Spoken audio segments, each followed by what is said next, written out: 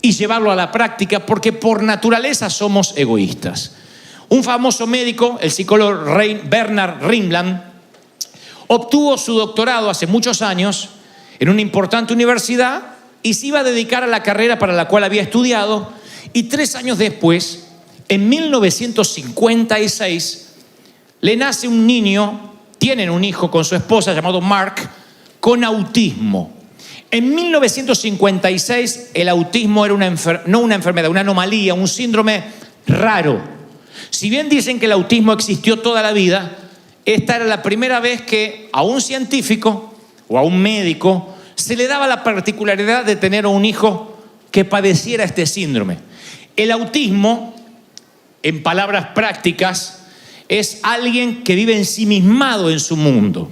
Dicen que con una vida interior tan intensa, el autismo no es poco inteligente, sino que tiene una vida tan profunda interiormente, tan intrínseca, que no puede conectarse con el mundo exterior. Entonces la imagen que nos viene a la mente de un autista es un niño o un adulto en un rincón de la sala haciendo movimientos repetitivos y sin poder decir si tiene hambre, si quiere ir al baño, mucho menos expresar sentimientos.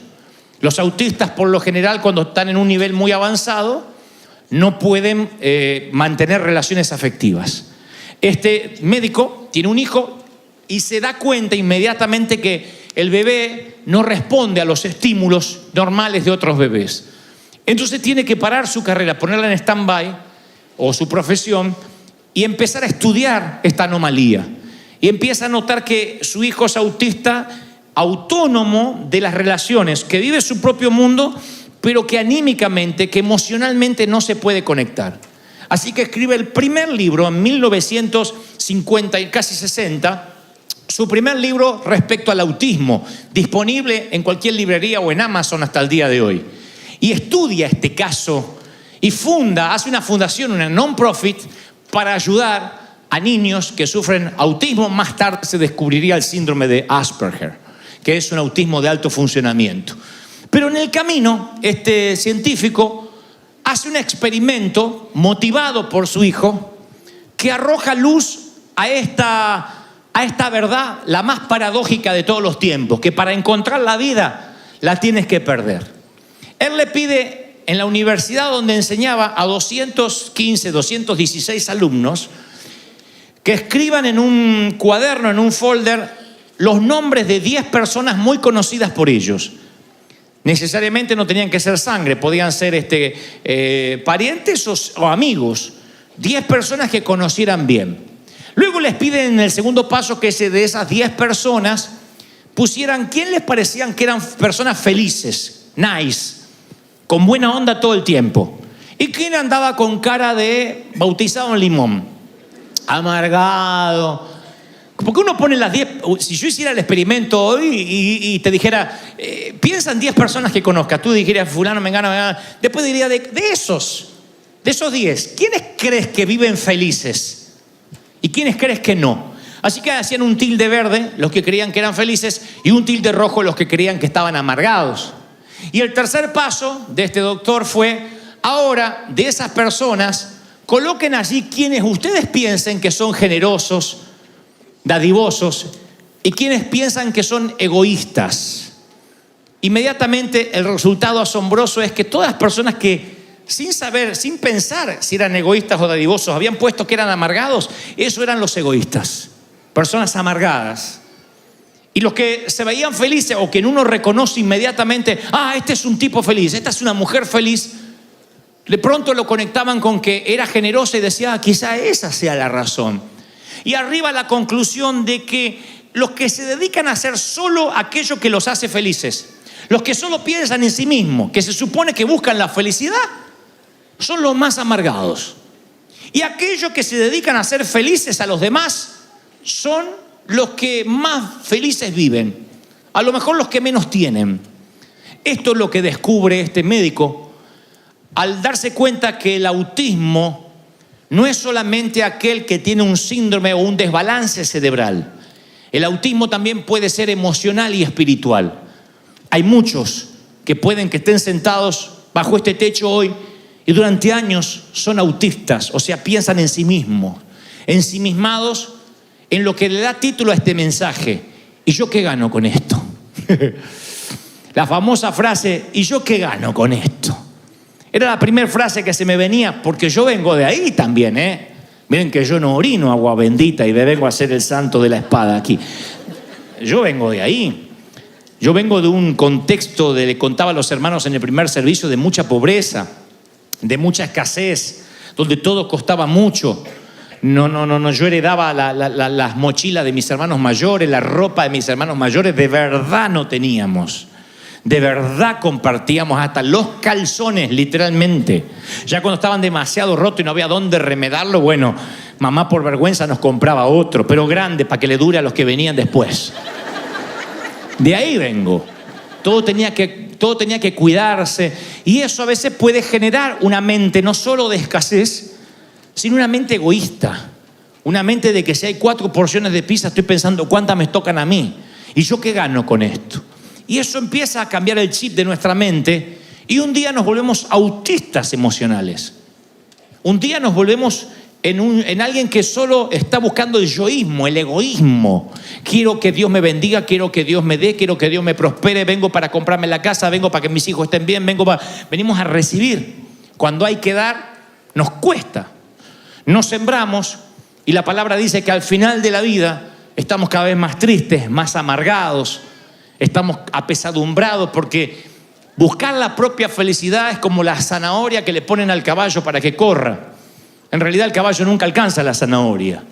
Y este descubrimiento del médico que tenía el hijo autista, no le hizo falta a Jesús para saber cómo actuar.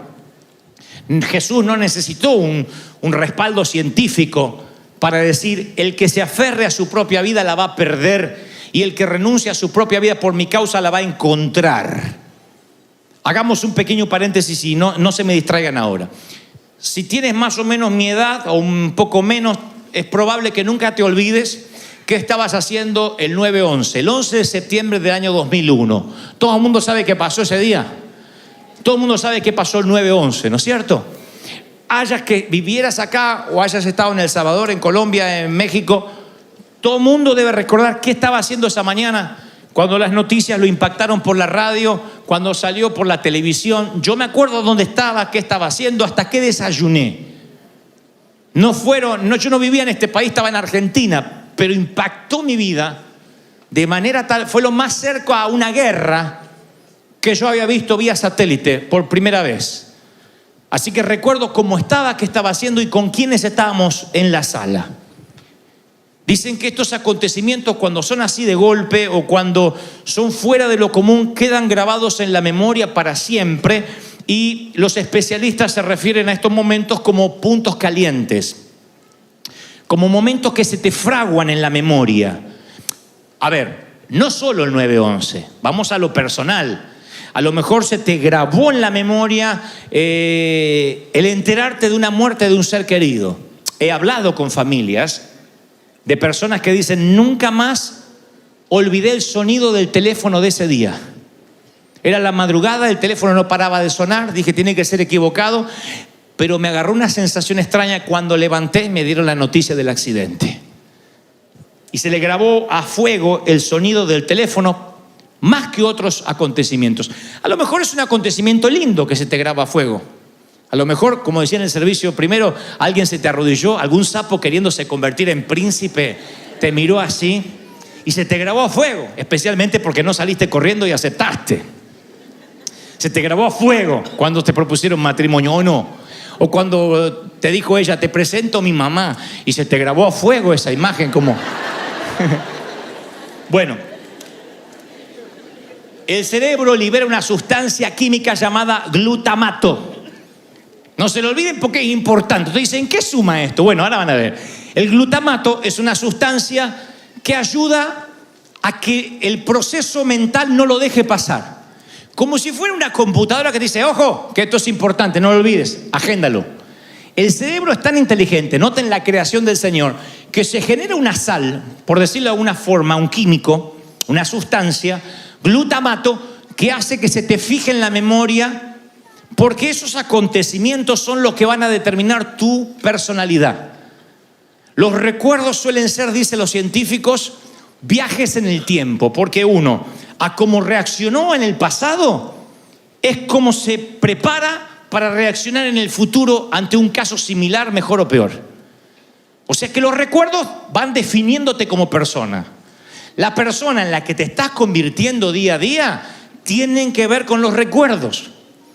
Por eso es que Dios nos habla de sanidad interior, sana nuestras heridas de niños. A veces Dios nos habla respecto a cuando nos rompieron el corazón hace 20 años. Hay un evangelio que se predica por ahí que dice, todas las cosas son hechas nuevas, se terminó. Pero Dios no te borra el cerebro. No es que uno se levanta el bautisterio y queda el cerebro flotando ahí, aunque a veces pareciera que algunos sí lo hicieron. No es eso. Uno nace a una nueva vida y después uno tiene que prepararse a que Dios haga una obra. Por eso dice la palabra que vamos creciendo conforme a la estatura de la plenitud de Cristo.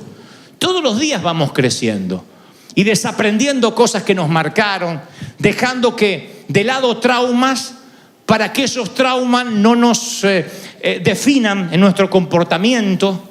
Todo tiene que ver con el entorno, más que con la sangre. Porque este también es un debate de algunos que dicen, bueno, si Cristo me hizo una transfusión de sangre, si Cristo cambió mi ADN. Sí, pero hay algo que se llama entorno. O sea, se creía hace muchos años que si adoptabas un niño, hijo de delincuentes, por ejemplo, una mamá que estaba en la cárcel, papá que estaba en las drogas, y dejaban el bebé, lo daban en adopción. Tú agarrabas al bebé, lo adoptabas, y se creía que ya traía la delincuencia en la sangre. Entonces uno decía, no, ¿y cómo es el papá? ¿Y cómo era la mamá? Y tarde o temprano va a mostrar la hilacha. Pero después se descubrió de que no, el poder del entorno es cómo ese bebé se va a crear. Si a ese bebé le dan amor, contención, valores, no importa lo que fluya por su sangre, el entorno suele ser más fuerte. Y se va grabando a fuego, el niño desde pequeño, cada vez que ve algo importante, ve cómo se respetan sus padres, ve los valores que se predican en su casa, que su papá nunca falta a la iglesia aunque haya Super Bowl. Se libera el glutamato y al niño se le graba en la mente algo que no va a olvidar ni en su época adulta. Instruye al niño en su camino y cuando fuera adulto no se apartará de él. La instrucción, la impartición genera un adulto de bien. La impartición, lo que estamos haciendo ahora en el primer piso, los niños, no es un daycare, no es que los tenemos atados para que tú disfrutes. Es una impartición. Los bendecimos, los instruimos y cuando a ellos les toque enfrentar la vida abriéndose paso en el camino adulto, se van a recordar de cosas que se le grabaron aquí. Cuando oraban y Dios hacía milagros, cuando la presencia de Dios lo tocaba a los 7 años, no se les va a olvidar más. Se graban. Entonces la neuroquímica es como que cimenta un recuerdo en el cerebro y no te lo olvidas más. Entonces la cabeza no es solamente para almacenar datos y recuerdos, es para determinar cómo nos vamos a mover en el futuro. Y hay una creciente investigación de científicos que siguen investigando y dicen, sí, las cosas que nosotros recordamos cambian las personas que somos, cambian nuestra manera de actuar, cambia nuestra manera de comportarnos, nuestros hábitos. Tiene que ver con esas cosas que nos marcan. ¿Hasta ahí fui claro? ¿Sí o no?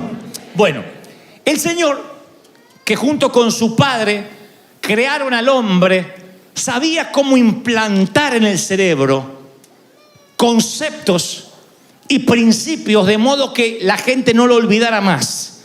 Y ahora está en una noche común donde Cristo camina por la tierra, va a implantar en el cerebro de 12 hombres algo que no solo nunca ellos podrán olvidar, sino que pasará de generación en generación hasta el día de la fecha. Cambiará el paradigma del ser humano, la manera de pensar. En una cultura donde todo es ojo por ojo, diente por diente, si este te saca un diente, arrancale la muela al juicio de un cachetazo. Te deja tuerto, le quitas así era como la mafia. Me matás un hijo, te mato otro. Donde todo era justicia. Y eso, ustedes saben que la venganza es dulce y a veces embriagante. Es un plato que se come frío, dicen algunos. Siéntate en el umbral de tu puerta y verás pasar el cadáver de tu enemigo. ¡Oh!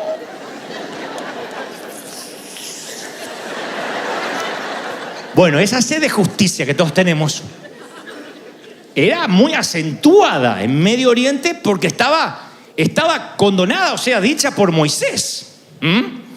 Y el Señor, en una última cena, los reúne, para los que no lo saben, en un primer piso, según los historiadores, muy cerca del estanque de Siloé, una última cena en Jerusalén. A los muchachos va a ser algo que literalmente se va a quedar grabado en sus memorias para siempre. No tanto lo que el Señor dirá, sino lo que va a ocurrir en esa cena. La mesa que los reúne es lo más lejos de la pintura que ustedes han visto de la última cena de Da Vinci, porque las mesas eran de unos 45 centímetros y tenían que los comensales estar en derredor de la mesa, como se estila también ahora en Oriente, en algunos sitios, sentados sobre cojines. Los occidentales no hacemos mucho eso. Creo que nos agarra así un dolor, no nos bajan los ravioles y estamos así. Pero ellos están acostumbrados a sentarse de lado, lo han visto en las películas así, comían los césares. Las mesas son chiquitas y en derredor de esa mesa tienen que sentarse los muchachos. Usan sandalias, estuvieron todos los días con el pie al aire, así que el que menos huele a pata te manda al hospital nada más del olor. Y ahí hay una palangana, conocen la historia, hay una toalla. En la escala humana, en el ecosistema humano, en la escala alimenticia social de aquel entonces, el esclavo era el último de la lista y era el que se ocupaba de estos menesteres, de lavar los pies. Así que Jesús esa noche le dirá, entre otras cosas, que cada vez que coman el pan, que beban el vino, lo hagan en memoria de Él. El Señor estaba muy interesado en que la memoria de ellos se les implantara un chip con una nueva manera de pensar. Y lo que más les impacta a estos tipos es que Jesús se pone a lavar los pies uno por uno, uno por uno. Ahora, yo cuento esto y la mayoría está sintiendo con su cabeza, pensando, bueno, yo sabía esa historia, sí, es una muestra de humildad. Pero la brecha cultural que nos separa de Medio Oriente nos hace perder el sentido de lo que allí ocurrió. Lo que fue terapia de shock, fue algo choqueante para ellos. El Señor le estaba diciendo a esos tipos que no importaba la posición social, ni el qué gano yo con esto. Porque ellos fueron a la mesa sintiéndose en los tapones del océano. La última Coca-Cola del desierto, el último taco de Tijuana. Ellos se sentían la última arepa ¿de dónde? De Venezuela, de Colombia. Al final están en discusión de dónde son. El último asado de Argentina. Ellos se sentían como que el Señor ese día iba a repartir los puestos. Los tipos estaban queriendo acaparar poder. Si uno lee el contexto de la historia, va a descubrir que discutían qué posición le tocaba a cada uno. De hecho, aparece hasta una madre de los discípulos. Los discípulos eran tipos grandes, no eran niños. Uno se veía de discípulos, somos ovejitas muy alegres. No, eran tipos con pelo en las patas, tipos barbudos. Y una mamá va a hablar con el Señor. Cara dura, la hermana. Cara dura. Le dice, Señor, vengo a hablarte en nombre de mis hijos. Yo digo, está bien, la mujer puede ser una igualada, puede ser una grosera, desubicada. Hay de todo en la viña, menos uvas. Eso es así. Pero los hijos no se morían de vergüenza delante de Pedro, delante de Juan. Ahí vino mamá. La mamá dice, Jesús, maestro, cuando vengas en tu reino, ¿podría haber una posibilidad de que mi hijo esté a la derecha y mi otro hijo esté a tu izquierda? Quisiera un lugar privilegiado para ellos, porque son hijos especiales, como toda madre, son hijos muy especiales. Y el Señor le dice, no, acá el que se quiera sentar primero va a ser el último. Desvergonzado mandaron a la mamá. Y ustedes leen y hay un intento continuo, constante de los muchachos, de los discípulos, de acaparar poder. Porque algunos ni entendían que el Señor venía a instaurar el reino de los cielos. Algunos creían que el Señor venía a desafiar al imperio, a Roma. Y que lo que hablaba de libertad era una suerte de Che Guevara, de revolución bolivariana. Que lo que iba a hacer es tirar abajo al César, ponerse en el trono y gobernar Jerusalén.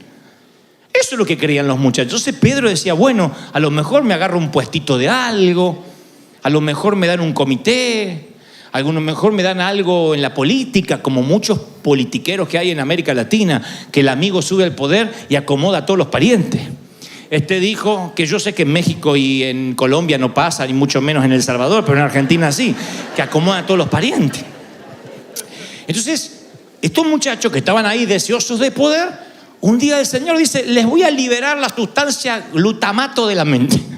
Les voy a marcar, ¡pac!, a fuego, y pone un punto caliente en su memoria y les lava los pies.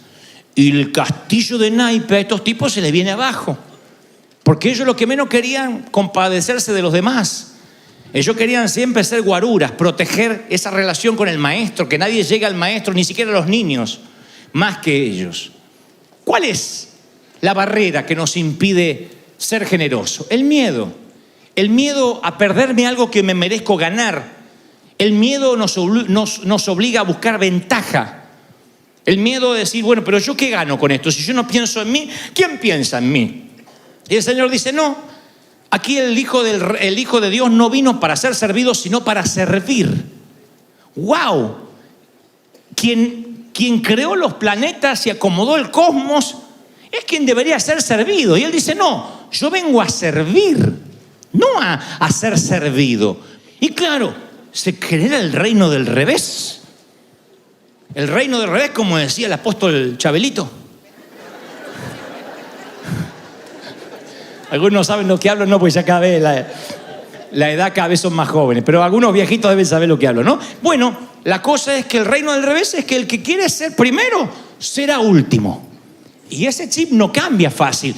Hay unos investigadores que en una zona rural de Colombia, hace muchos años, tratando de probar esto, si el egoísmo es parte de nuestra naturaleza, le pidieron a un grupo de gente, le dijeron que tenían que buscar leña para soportar un invierno muy crudo de 3 meses, pero que quisieran los cálculos para que no les faltara leña, pero que tampoco juntaran leña de más, porque si juntaban leña de más, por las dudas, la deforestación iba a ocasionar que el agua no fuera tan potable. Entonces uno, al juntar leña de más, perjudicaba el agua potable, entonces estaba haciendo que otros no tuvieran una mejor calidad de vida.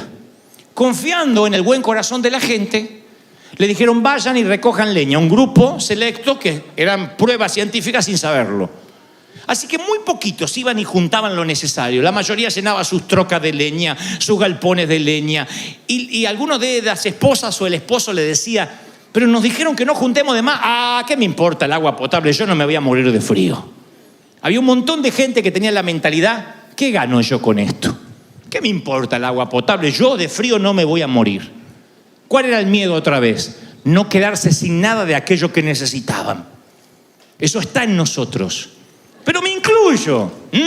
Yo no vengo a decir, yo soy el perfecto, que no soy egoísta. Muchas veces yo tiendo a pensar en mí mismo. En una carretera, si hay lugar para pasar, uno paso rápido, diciendo, bueno, y los demás que esperen. Eso está en uno, en nuestra naturaleza, buscar nuestra propia satisfacción. O sea, es muy raro que digamos naturalmente, ¿y qué gana el otro? ¿Cómo puedo bendecir? Por eso el efecto de shock de Cristo, lavándole los pies a los muchachos, los dejó turulatos, los dejó así. No lo podían creer. No podían ni tragar el pan, porque se veían los pies limpios. Un par de esos pies estarían en el patio de Caifás en un ratito entregándole. La mayoría de esos pies iban a estar otra vez llenos de polvo, escapando lo más lejos de la cruz. ¿Saben la culpa que tenían? Y el Señor se los había lavado. El Señor se los había limpiado, sabiendo ya de la mugre que iban a volver a contaminar esos pies. Cambió la manera de pensar, cambió el que yo gano yo con esto. Rompió eso instintivo que todos tenemos de anteponer nuestros intereses antes que el resto, por lo menos en los discípulos. Porque si queremos amar como Jesús, tenemos que anteponer las necesidades de los demás antes que las nuestras. Y Jesús mostró el camino cómo hacerlo. En los tiempos de Jesús, el Imperio Romano, que era el gobierno de facto del momento, el gobierno por imposición. Recuerden que Los que no conocen mucho de historia antigua, Roma no fue un gobierno electo, no fue por votación que tenían al César. Vinieron, plantaron la bandera y entre los griegos, los imperios de la época, uno de los romanos eran los mejores, los menos tiranos. Pero impusieron su himno, su bandera, su moneda y a partir de ahora todos están bajo el imperio y bajo nuevo rey o nuevo procónsul o el gobernador que sea. Y ellos habían puesto una ley que si un soldado venía y veía a un judío, le podía dar toda su mochila, sus armas, sus municiones y obligarlo a caminar 1,5 kilómetros, cargando sus pertenencias para que el soldado descansara, porque era parte del soldado de la Pax Romana y tenía que merecer el descanso. Ahora, la ley no decía, siempre y cuando el que carga la mochila no esté apurado, ni esté yendo al colegio, ni esté rumbo a la iglesia. No importaba, la ley era la ley. ¿Sabe la bronca que tenían los ciudadanos? Era la ley que más molestaba. No le molestaba tanto pagar impuestos como para... Gente llegaba tarde, gente perdía sus citas. Porque te agarraba un soldado y decía, a cargar esto. Le pasó a Simón de Cirene, que fue a curiosear qué pasaba con la turba y terminó cargando la cruz del Nazareno. Otros, con menos fortuna, no cargaban la cruz, cargaban la mochila, el bagaje de un soldado. Y un día en el Sermón del Monte, el revolucionario nazareno habla de la ley de la mochila. Y dice, imagínense la expectativa de todos, estaban todos ahí para empoderarse, aleluya, vamos a empoderarnos, gloria. Y Jesús los ve a todos así, expectantes por el empoderamiento. Y Jesús dice, si un soldado te pide que camines 1,5 kilómetros, ¡amén! Pensaban que lo que venía es, dile, tu abuela. Libertad, libertad. Pero él dijo, si te pide 1,5 kilómetros, camina 3. No fue un sermón de empoderamiento. El Señor necesitaba que las necesidades de todos, porque ahí estaban todos los creyentes ovejas, dadme, bendecidme, ungidme, mandadme, prosperadme.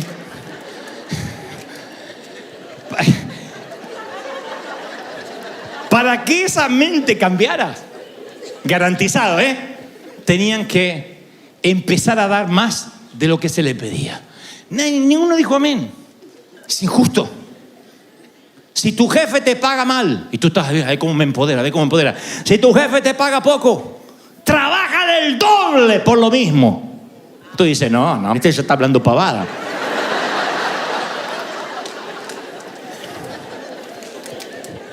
Pero lo que pasa es que nos perdemos por la cultura, por la diferencia abismal, nos perdemos lo que el Señor quiso decir. Eso no fue divertido. Ahora nos suena así, todos damos la milla extra. Esto era una milla extra de verdad. Era caminar cargando una mochila 3 kilómetros. ¿Sabes lo que son 3 kilómetros? Cuando tienes cosas que hacer, porque el Señor te pide ahora que hagas doble. ¿No es eso ver al Señor como un pusilánime? ¿No se supone que este tipo nos tiene que liberar del pie romano? ¿No nos tiene que sacar a Pilatos de encima, al César?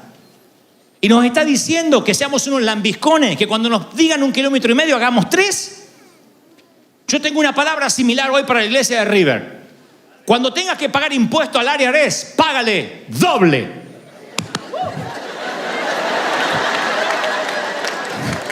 ¿Ven que nadie dice amén? Lo que quiere es que digan que no hay que pagar, porque somos ciudadanos del reino y que al César no hay que darle nada. No, él iba por el doble. Y eso choquea otra vez. Por eso llevaron a Cristo a la cruz. Por eso, aunque los romanos lo colgaron, los autores intelectuales, muchos eran esta gente. No se olviden que esta gente decía, ¡crucifícale! No cambió el público, Si ustedes vieron alguna película, no es que acá estaban los buenos comiendo la multiplicación de la comida. Son los que después gritaban que lo crucifiquen. ¿Cómo podía cambiar así? ¿Cómo podía cambiar la animosidad de la gente? Es que se iban a la casa pensando, no, viejo, ¿vos escuchaste lo que dijo? Yo no voy a caminar 3 kilómetros, tu abuela. Me cuesta 1,5 kilómetros y a estos romanos sinvergüenza ahora hay que darle 3 kilómetros. Este está arreglado con el César. Este tiene alguna mordida. Porque a mí no me va a hacer caminar 3 kilómetros. ¿Y viste lo que dijo después? Que si alguien te hiere una mejilla, le des la otra. No, me gusta más el diente por diente de Moisés. Empezó a cambiar y tirarle abajo todo el castillo que ellos habían construido de naipes. Se lo sopló. Y el egoísmo empieza a revolcarse. Y el Señor va más allá y dice, ama a tu prójimo como a ti mismo. Esto se reduce a tratar a los demás como te gustaría que te trataran a ti. ¿Y qué quiere uno? Generosidad, uno quiere respeto, comprensión. Hagamos una encuesta acá. ¿Qué es lo que quieres de la iglesia? Bueno, que en la iglesia me den amor, que en esta iglesia me den comprensión, que me atiendan cuando busque un pastor, que pueda saludarlo, que me pueda sacar fotos con él, que además me visiten, que porque pongo el diezmo me manden los boletos a Disney y a casa a través de FedEx. ¿Y qué das? Das lo mismo. Lo que estás requiriendo de la iglesia o de la vida, ¿está a la altura de lo que das? No se vaya y me firma la Biblia ese hermano. El resto.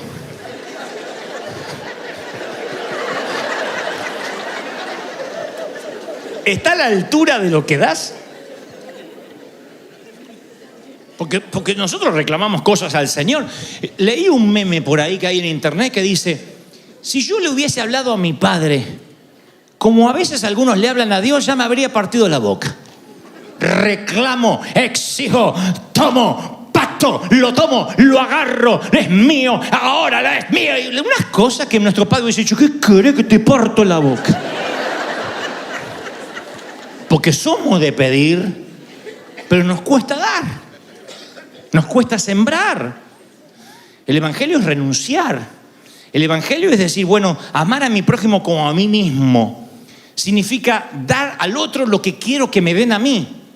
Y varias religiones piensan similar, aunque es diferente, porque amar al prójimo como a ti mismo se llama la regla de oro.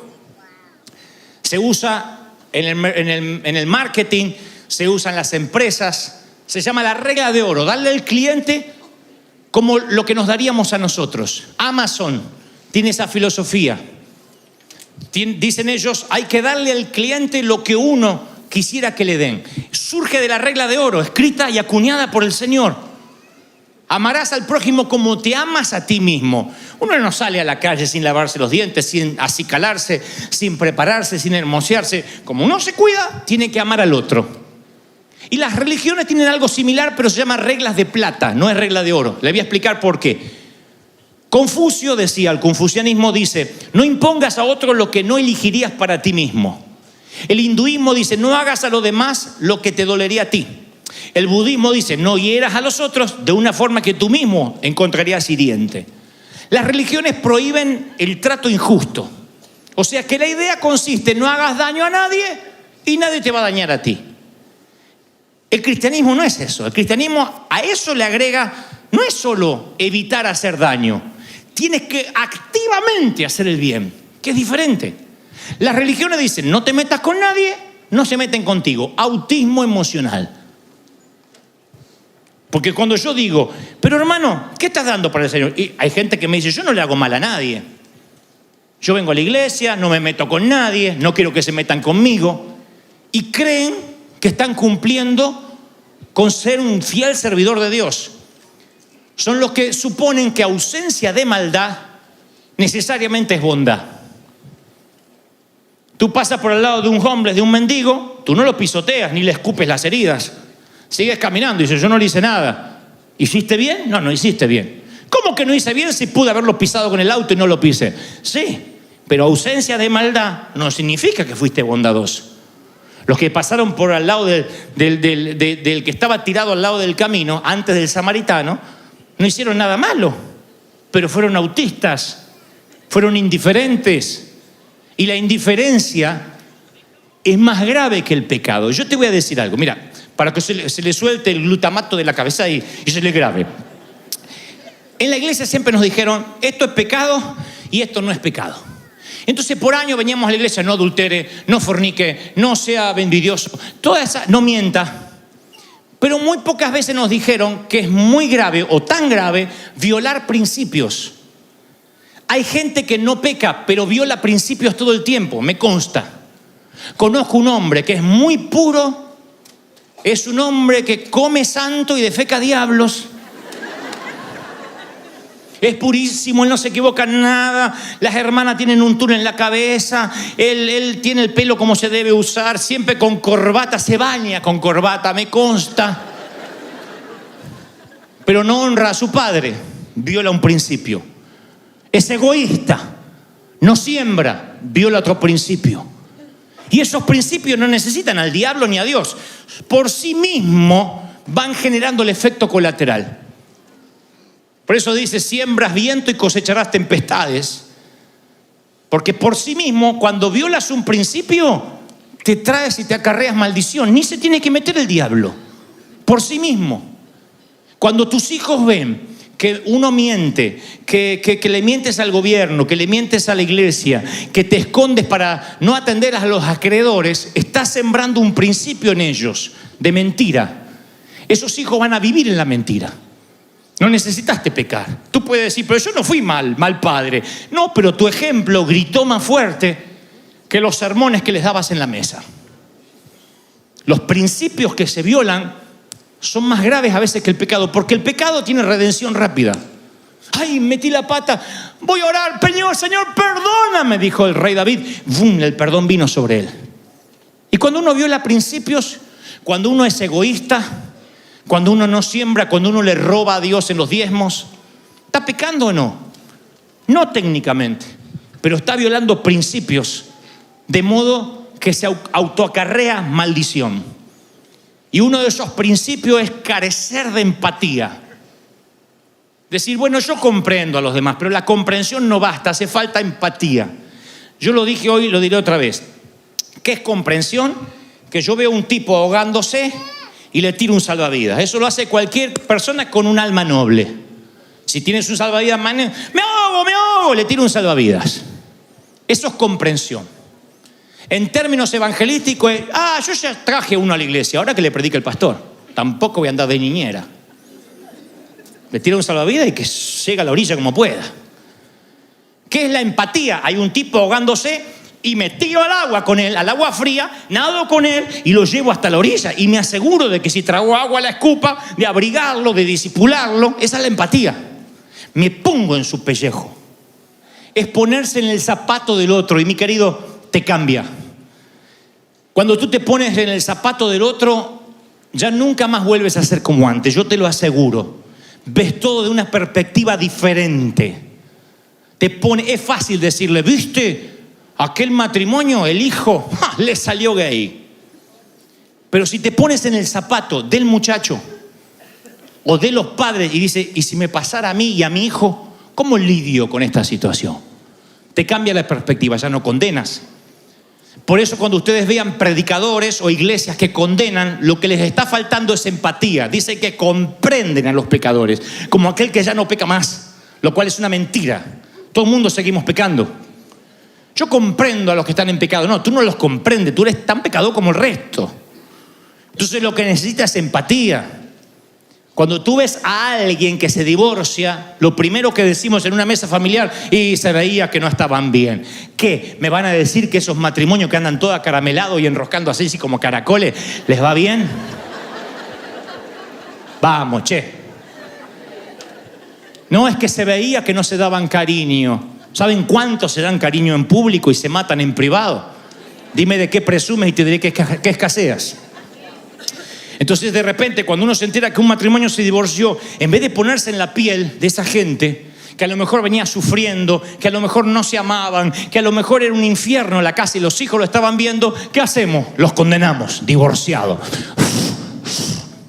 Porque yo tengo un matrimonio para toda la vida. Y nos ponemos en un pedestal ridículo hasta que nos pasa. Y yo siempre digo que no tengas que tener una temporada en la cama de un hospital para entender a otros que sufren.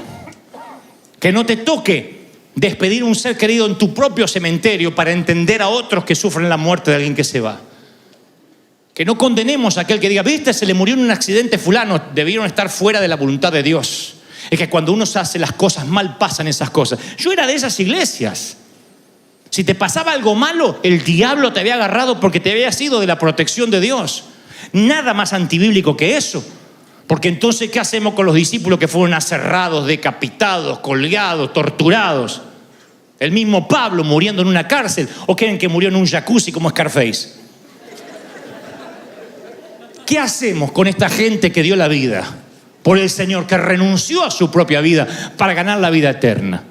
No significa que necesariamente seremos mártires, pero necesita que entendamos el Señor, que si no empatizamos, nunca vamos a entender la gracia. Nunca. Yo tengo que verlos a ustedes como hijos. Cuando uno de ustedes me dicen, estoy en este problema, metí la pata, es Brian, es Kevin, es Jason, es Megan, que me vienen a decir, papi, estoy atado a pornografía, papi, estoy embarazada, es uno de mis hijos. Nunca los vamos a condenar y ahora porque hiciste y caíste de la fe, te vamos a apapachar, te vamos a ayudar a salir adelante, vamos a ayudarte a que te arrepientas y que empieces otra vez. Eso es River, ¿están conmigo? Amén. Y cuando piensas en el otro, no saben. Ahora, esto de la empatía es un proceso, No es algo que puedes tachar de tu lista de actividades. Voy a ser empático. No, cuesta. Pero cuando aprendes con pequeñas cositas, no sabes el peso que te quitas de encima. No sabes lo feliz que uno es cuando uno empieza a decir, a ver qué puedo inspirar, a ver qué puedo dar. ¿Cómo cambia la vida si tu eslogan es, ¿qué gano yo con esto o a quién puedo ayudar? Cambia tu mañana, levántense un día, hagan un experimento si no me creen, un día. Tú dices, bueno, pero yo no me levanto y digo que gano con esto. No, es una actitud que está inherente a ti, no te das cuenta, no nos damos cuenta. Pero un día sale a decir, hoy voy a dar. Hoy voy a abrir los ojos, voy a caminar por la vida, ya tan solo eso. No tendríamos límite como iglesia si anduviéramos por la vida con los ojos abiertos. Si cuando vas al Starbucks, además de buscar tu café y decir, ¡hey! No me pusieron lo que pagué, la leche. En vez de estar pensando qué ganas con esto, mirar un poquito y vas a ver gente sola tomando café, algunos llorando, alarmas, predícame, háblame del Señor. Ni los vemos. Estamos tan metidos en nuestro mundo que no vemos lo que el otro está necesitando. Cuando se invierten los papeles y empezamos a decir, ¿qué puedo dar? Y esto no es regalar dinero ni abnegación, Porque esto no es, a ver, todo el mundo viva en sandalias y sea como la Madre Teresa. No, porque aquí también predicamos prosperidad y que eres cabeza y no cola y que eres dueño de tu propio negocio. Yo creo que Dios quiere que seas próspero. Dice la Biblia, si entrego mi cuerpo para ser quemado y no tengo amor, nada soy. Yo hablo de amor. No de regalar dinero o voy a abrir mi casa para los pobres, no eso. No hacerse la Madre Teresa.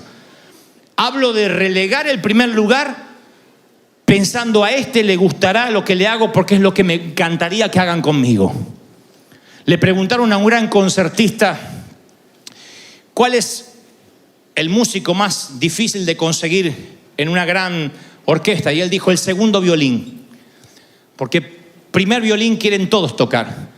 Pero encontrar un segundo violín, que es un violín de apoyo, que toque con el mismo entusiasmo que el primero, es casi difícil de encontrar. Todo el mundo quiere figurar. Yo no sé si estás dispuesto a cambiar. Yo sí. Cuando yo escribí este mensaje ayer, yo le decía al Señor que me cambie porque a la verdad en muchas cosas yo sigo siendo egoísta. Les conté de dónde yo vengo. ¿Cómo no voy a ser egoísta en ciertas...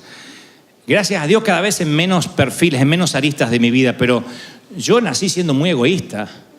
Peleamos con mi hermano por la última porción de pizza, por el último durazno en almíbar.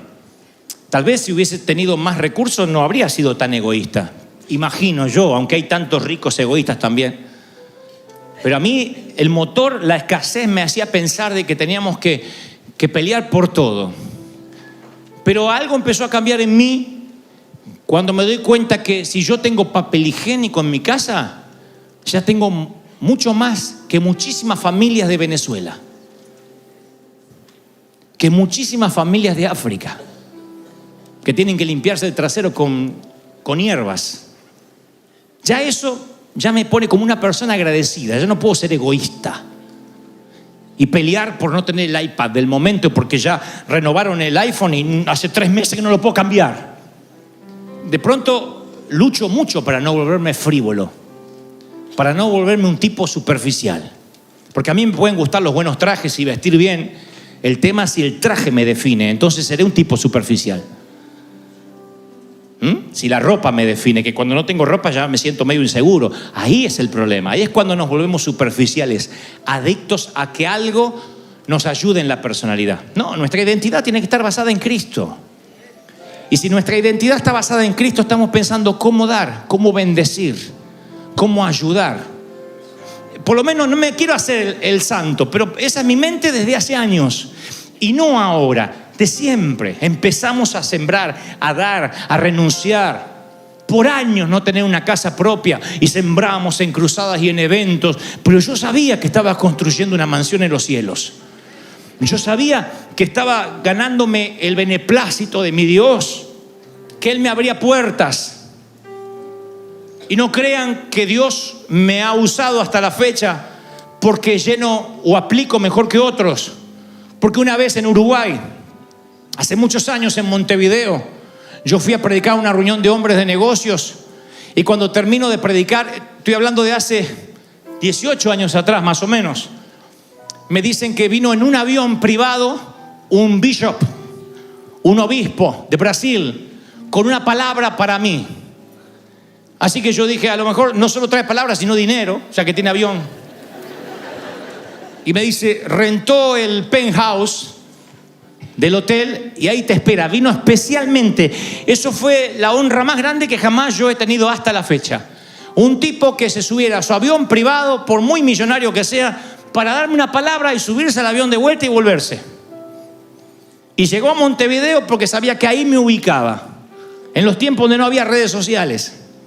¿Cuál iba a ser el mensaje que me iba a dar? Uno que iba a echar por tierra mi egoísmo para siempre.